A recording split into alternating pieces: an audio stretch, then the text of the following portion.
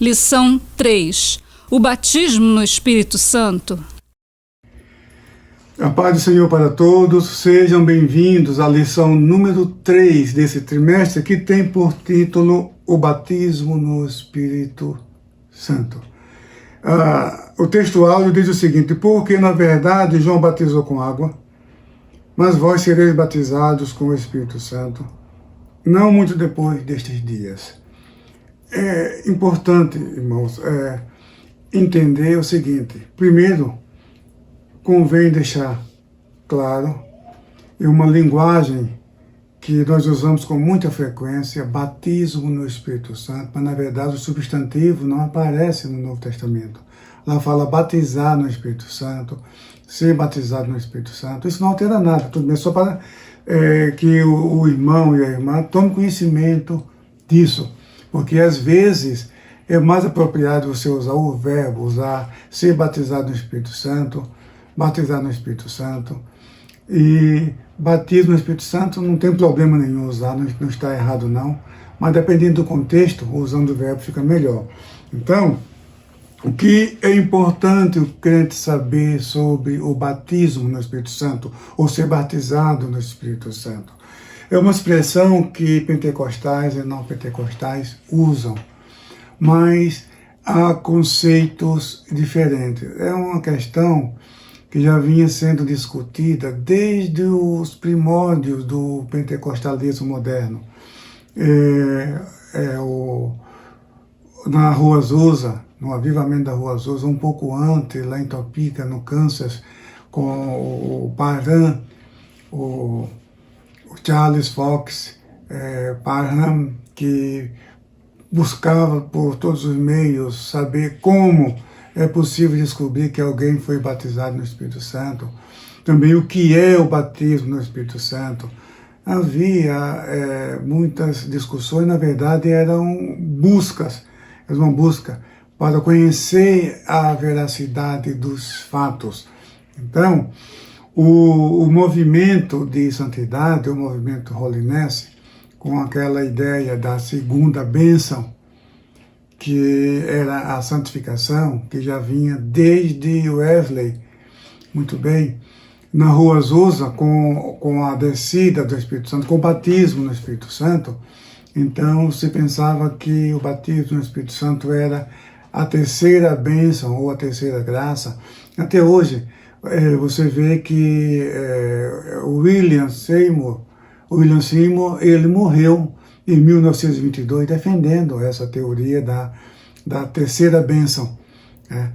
E foi William Durham, pastor da igreja da Avenida Norte, em Chicago, de onde vieram Daniel Berg, Gunnar Wingren, até o Franciscão que está no Brasil, da Aimee Semple McPherson, fundadora da Igreja do Evangelho Quadrangular. Todo esse pessoal veio da escola de Durham, só que Durham veio da Rua Azusa, entendeu? Então a Rua Azusa é o centro irradiador da obra pentecostal para o mundo inteiro.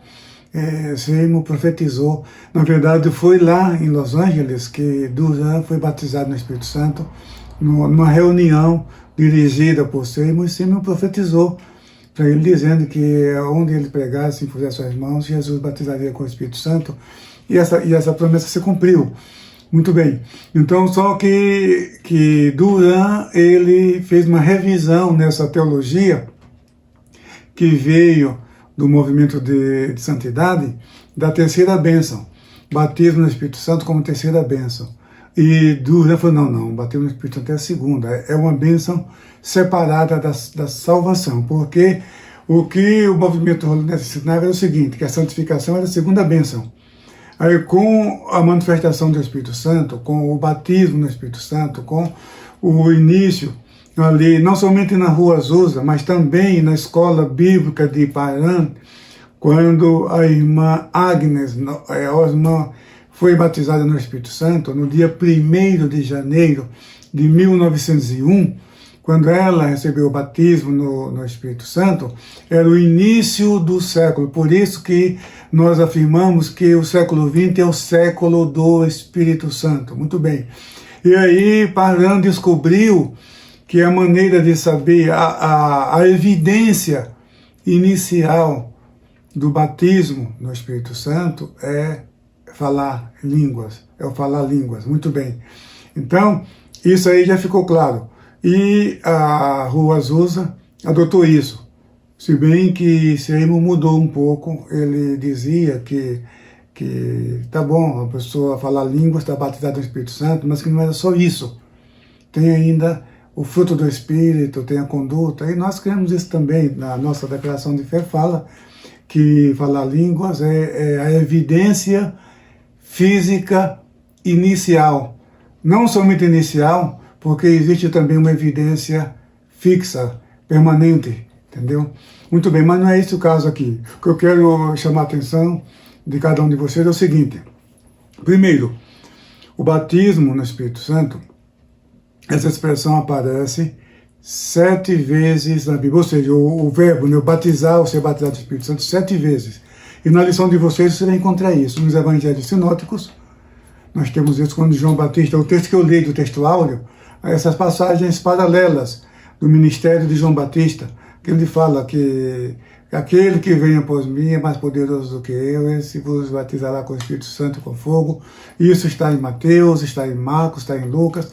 E João também, de outra maneira, João 1,33, fala isso também. Então são 4 passagens nos evangelhos que fazem menção do batizar no Espírito Santo, que Jesus é quem batiza no Espírito Santo.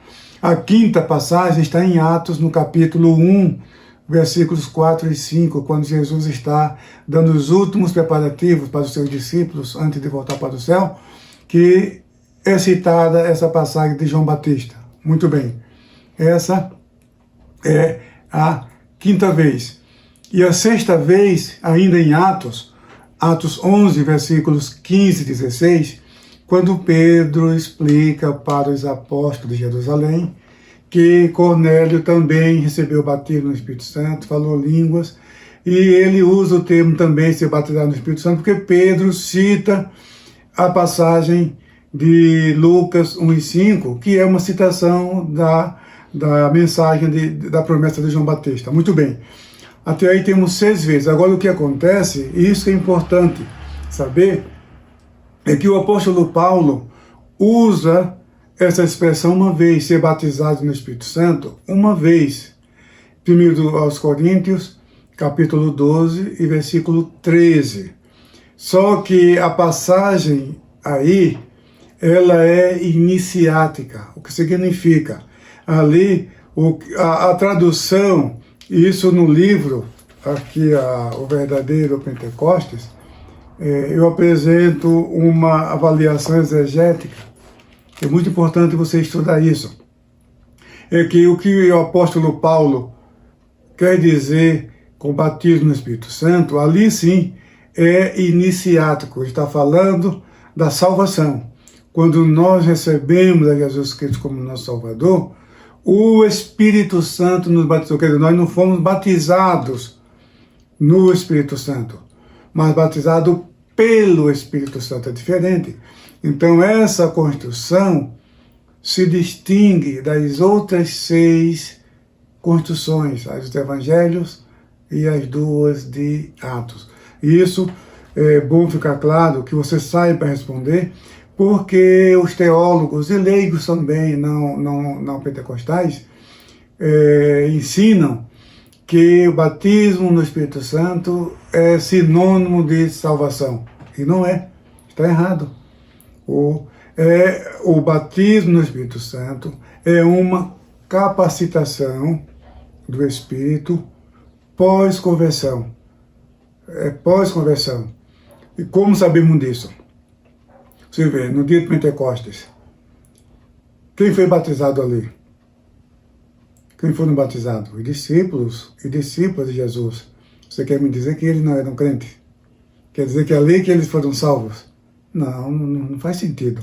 Jesus falou para eles, olha, Não se alegrem porque os demônios se submetem a vocês, mas antes porque vocês têm os nomes escritos no céu. Então já eram salvos. Então Jesus falou, quando ressuscitou dentre os mortos, falou para eles, recebei o Espírito. Na verdade, não existe cristão sem o Espírito Santo. Paulo deixa isso muito claro em Romanos, no capítulo 8, versículo 9. Se alguém não tem o Espírito de Cristo, esse alguém não é dele. Então, todos os crentes em Jesus têm o Espírito Santo. Quando ele veio para Jesus, já foi a obra do Espírito Santo. Ali em Samaria, quando Pedro e João, os apóstolos, chegaram em Samaria, já tinha uma congregação ali. Filipe pregou, muitas pessoas se converteram, muitas pessoas foram curadas, foram libertas. E quando Pedro e João chegaram ali, puseram as mãos sobre aquele discípulo, eles receberam o Espírito Santo, foram batizados. Você quer me dizer que eles não eram crentes? Não faz sentido. Aí os defensores do batismo como sinônimo de salvação dizem, e Simão Mágico? Simão não era crente, sim, Simão não era, mas é Simão que não era crente, mas não era só ele. Os outros eram crentes. E até hoje na igreja, quantas pessoas se batizam e não são convertidas? Isso ao longo da história, até hoje isso existe. Não significa que 100% dos que descem as águas são verdadeiramente convertidos. Não, às vezes aparece um ou outro, não sabemos quem, isso pertence ao Espírito Santo. Então, Simão Mágico foi um deles. Agora dizer que todo aquele povo que ouviu a pregação de Filipe, que foram batizados nas águas, Filipe batizou todos eles. E quando Pedro e João chegaram e impuseram as mãos sobre eles, foram batizados do Espírito Santo, eles já eram crentes. Quer outro exemplo? Aqueles 12 discípulos de Éfeso, Atos 19, eram discípulos de Jesus, que não conheciam ainda a doutrina, eram principiantes, e Paulo batizou aqueles 12 nas águas, e em seguida eles falaram línguas e profetizaram, foram batizados no Espírito Santo. Então, é mais uma prova de que o batismo no Espírito Santo é para os crentes. É uma bênção separada. Aquilo que nós chamamos, que Duran chamou de segunda bênção, porque Duran ele fez o seguinte, ele entendeu que a santificação, nós vamos estudar isso na lição 5. A obra consumada. A obra consumada, quando Jesus disse está consumado, era a redenção, a salvação completa, não salvação parcial. E na salvação completa está ali a santificação. Então, para Duran, ele divergiu de Seymour, lá da Rua Azusa, porque Seymour morreu defendendo a doutrina das 3 graças, ou das 3 bênçãos, a salvação, santificação e batismo no Espírito Santo. Duran falou, não, salvação e santificação é uma coisa só. Isso é uma obra só. Agora sim, o batismo no Espírito Santo é a segunda bênção, ela é distinta da salvação. Isso é importante, que todos saibam, todos aprendam. Então, Paulo, quando ele fala do batismo no Espírito Santo, ele está falando da salvação.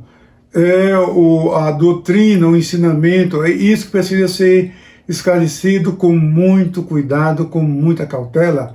Não é que Paulo divergia de Lucas e Lucas de Paulo, não. É que o enfoque ali no ensino de Paulo era iniciático. E o enfoque no ensino de Lucas era a segunda bênção, uma bênção separada, uma bênção distinta, uma segunda bênção. Muito bem. E o outro ponto, que aí é de fundamental importância, é a questão das línguas.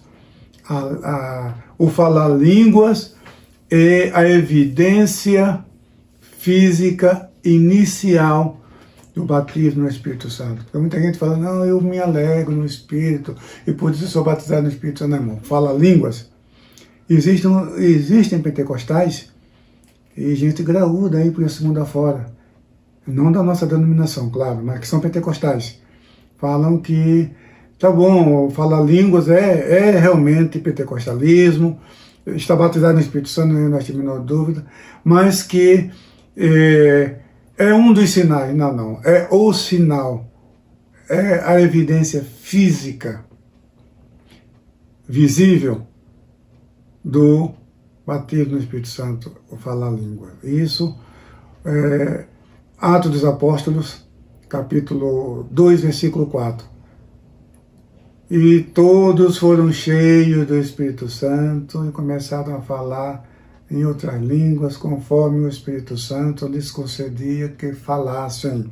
Ali, todos foram cheios do Espírito Santo e começaram a falar em outras línguas. Aí o batismo no Espírito Santo está mostrando que o falar línguas, inclusive o falar língua continuou na casa de Cornélio, Atos 10, 44 a 48, Atos 19, 1 ao 6, que eu acabei de falar aqui, daquele discípulo de Éfeso. Então, como eles souberam que Cornélio e os seus amigos foram batizados no Espírito Santo? Porque falaram línguas. Como se soube que aqueles 12 discípulos foram batizados no Espírito Santo? Porque falaram línguas. Então, como um Simão mágico soube que aqueles samaritanos foram batizados no Espírito Santo, até ofereceram dinheiro, para Pedro, para receber também esse dom. O que foi que Simão viu neles? Falar línguas, é claro. Então, esta evidência, não temos dúvida alguma quanto a isso. Falar línguas é o sinal evidente, a evidência física inicial do batismo no Espírito Santo. São esses dois pontos básicos que você nunca deve abrir mão. Primeiro, o batismo no Espírito Santo é uma capacitação do Espírito Santo pós-conversão para capacitar o crente e a crente para testemunhar de Jesus. E a marca deste batismo é o falar línguas. Portanto, meu querido irmão, minha querida irmã, que Deus te abençoe ricamente, em nome de Jesus. Amém.